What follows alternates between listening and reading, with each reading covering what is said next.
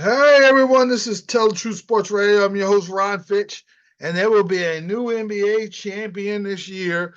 And for the sixth straight year, the champion, the NBA champion went out in the second round of the playoffs, and Denver's gone. And it's courtesy of the Minnesota Timberwolves taking them out 98-90. And everything was going to plans as far as Denver was concerned. Up 15, game seven home. They were, Ant-Man was not really involved. He's passing the ball to guys that weren't making shots. Karl Towns was solid, but Denver was coming. And I got to give the Denver Nuggets, Minnesota Timberwolves credit because they really, really, really clamped down in the second half after they were down. And the unsung hero, Jaden McDaniels, he had 23 points. His defense on Murray, Ant-Man's defense on Murray slowed him down. They physically pressured Karl Towns guard Joker, just making him work harder.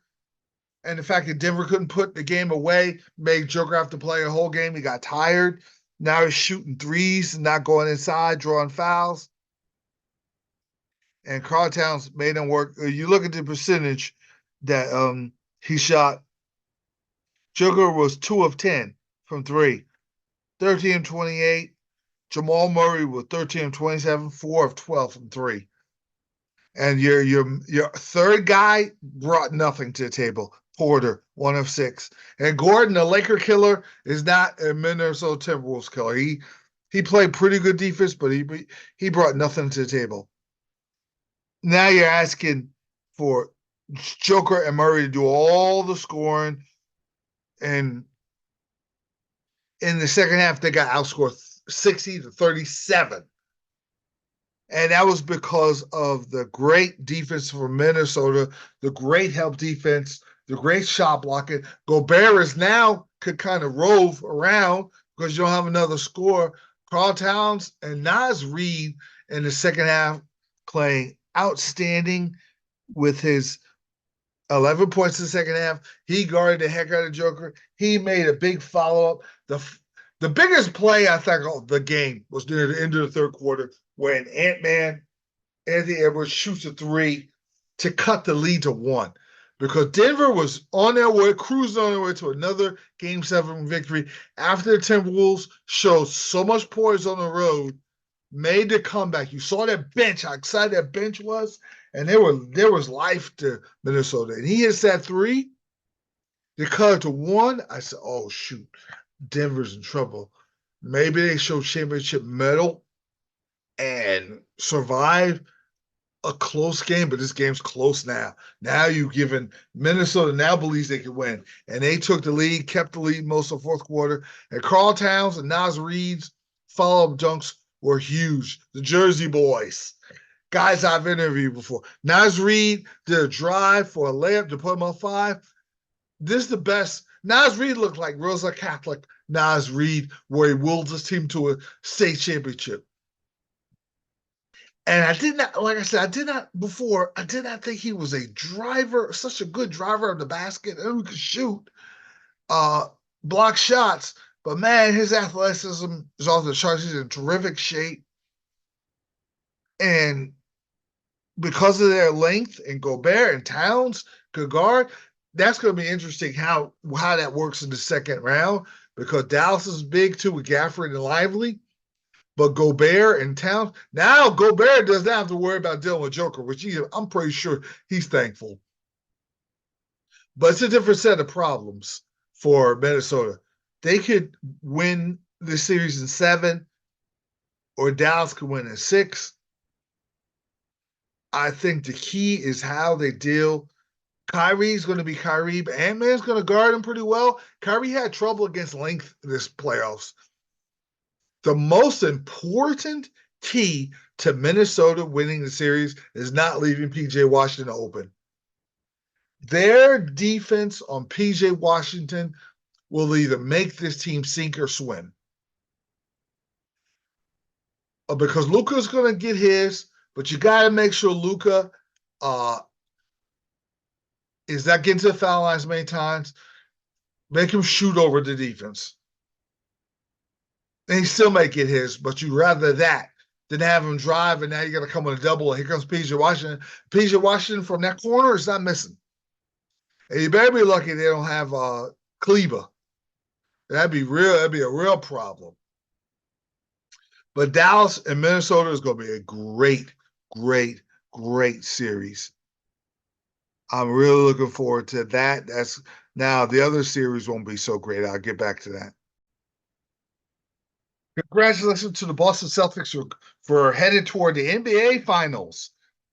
Now that Indiana was able to beat a depleted New York Knicks, I'll give Indiana credit. They beat the depleted New York team, but they did go to the Garden and win. They won 130 to 109. They shot 67% in the first half, which is astonishing. I think it broke a record. And Halliburton went off in the first half, 4 threes. He ended up with 26 points and 6 rebounds, and 4 rebounds and 6 assists. He was plus 21. It was fantastic. The Knicks ran out of gas. They didn't have nothing in game 6. Game 5 was the last time they were going to be able to be healthy enough to play great. Hart got hurt. Brunson got hurt. This happens. Things happen. I mean, I watched my Lakers lose to the Pistons with Magic Johnson and Byron Scott both pulled hamstrings. Life happens.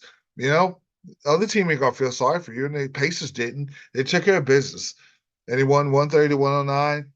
And Siakam was great the whole series. He was in attack mode because he won before. And Nesmith and Nembhard with 19 and 20 points. That's a killer for the Knicks.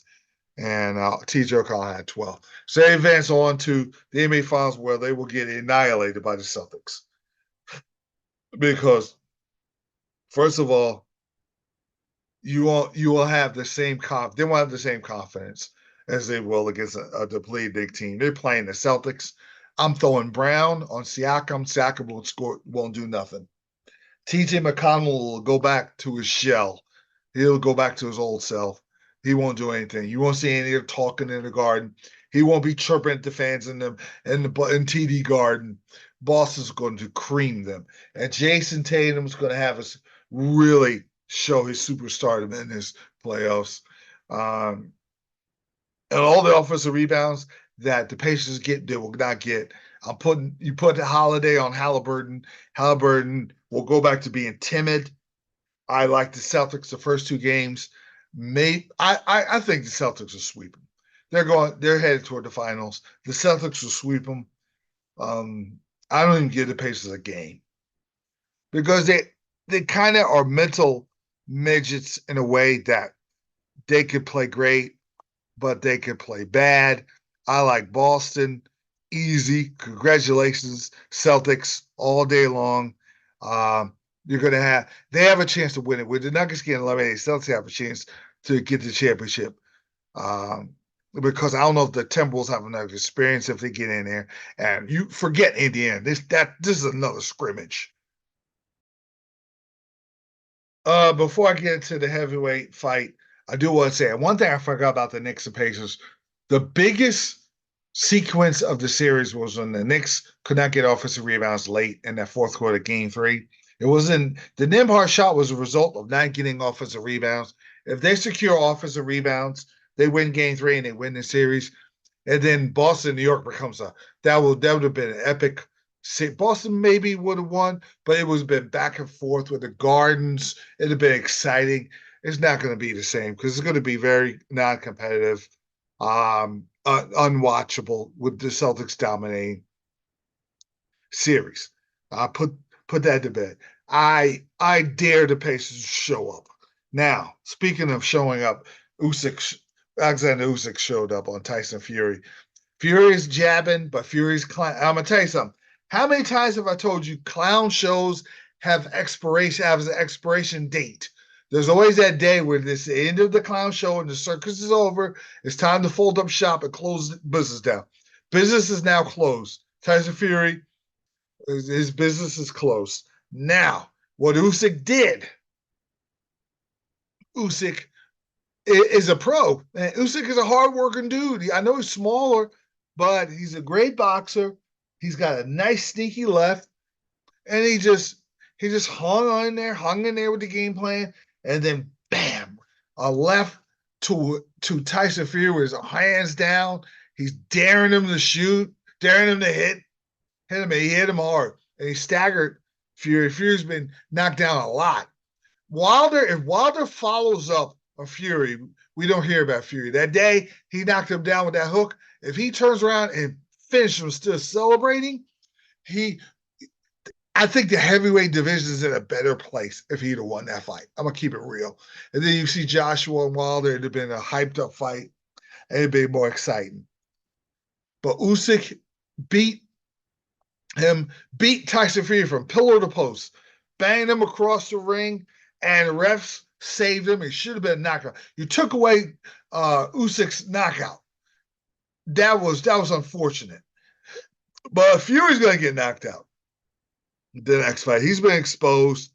He hasn't been the same since the one Wilder fight. He doesn't train as hard. He's always somewhat out of shape, and he's always this clown. It's this clown behavior, clown show all the time.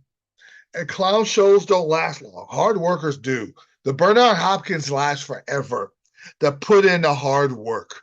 The Terrence Crawfords put in the hard work. Clown shows don't last. And Ryan Garcia, his trainers already looks frustrated. Ryan Garcia has got another couple of fights before that clown show gets closed for business, and Oscar cashes him out and moves on to something better, bigger, and better things. I'm not a fan of clown shows, and he's gone. Be gone. Just go away. I've never been a Tyson Fury guy. Terrific hands for a tall guy. Really tall, terrific hands. Nice body head movement, but always sloppy moments in every fight. And he lost his last fight to Ngannou. The MMA guy beat him. And then Joshua knocks him out. Do we see Joshua and Usyk again for a third time? Usyk beat Joshua twice. I'll box him. Wore out, beat the brakes off Tyson Fury. Is it Usyk and Joseph Parker? But Joseph Parker beat Wilder, and I was so disappointed in Wilder. Do you see Joseph Parker and Usyk? That ain't the most exciting fight, but that's what good call. We see Wilder and Usyk. Wilder's the only guy that could beat Usyk because he has a puncher's chance. Because Usyk could run into something that Wilder could be losing, and then he'll blast him, and also Wilder wins. So Wilder's a wild card. I mean, he's more or less a modern day poor man's Ernie Shavers, but he's got a puncher's chance in these fights if he could just learn how to really hunker down and try to make boxing moves. The problem with Wilder, he didn't have a big amateur career, so the poor guy's learning on the fly. There's new trainers trying to help him, but we'll see. We'll see how his next fight. He fights Zhang, and Zhang's lost to Parker. That's going to be good. Like maybe do we see Wilder and Joshua, and the winner fights Usyk? Usyk's in control. I don't want to see Usyk and Fury no more. I don't want to see Fury and no one no more. To be honest with you, I'm tired of the clown show. The father, the brother, just go away. Now the question is he the best pound for pound? No. I have Naomi and Crawford tied for one in pound for pound. Crawford he's going to fight again. He hasn't fought in a while. Naomi with a big time win his fight, and then I have Usyk 2. I have Benavidez 3, and then Bivol and Beterbiev and wherever you want to go after that. But I don't have Canelo over Bivol, like as stupid as ESPN when Bivol beat him for 12 rounds, almost 12 rounds to 0. Don't be stupid and rank him because his name is Canelo. I got Canelo in the top 10 because he did beat the smaller Charlo, and he beat the last guy who's good, undefeated. So I give him credit for that, but I'm not giving him full credit moving him up like that. But I got Usyk at 2 because he has a terrific resume. He beat everybody in a cruiserweight. He beat all the ranked contenders. He beat Joshua, then improved it again by beating him in the second time as Joshua gets a new trainer. Impressed. The only other challenge, the money fight is Wilder. If Wilder could get past Zhang, that's the money fight. The fight that probably would take place is he fight Parker since Parker beat Wilder. But because Wilder's such a name, you may see Usyk and Wilder in the future.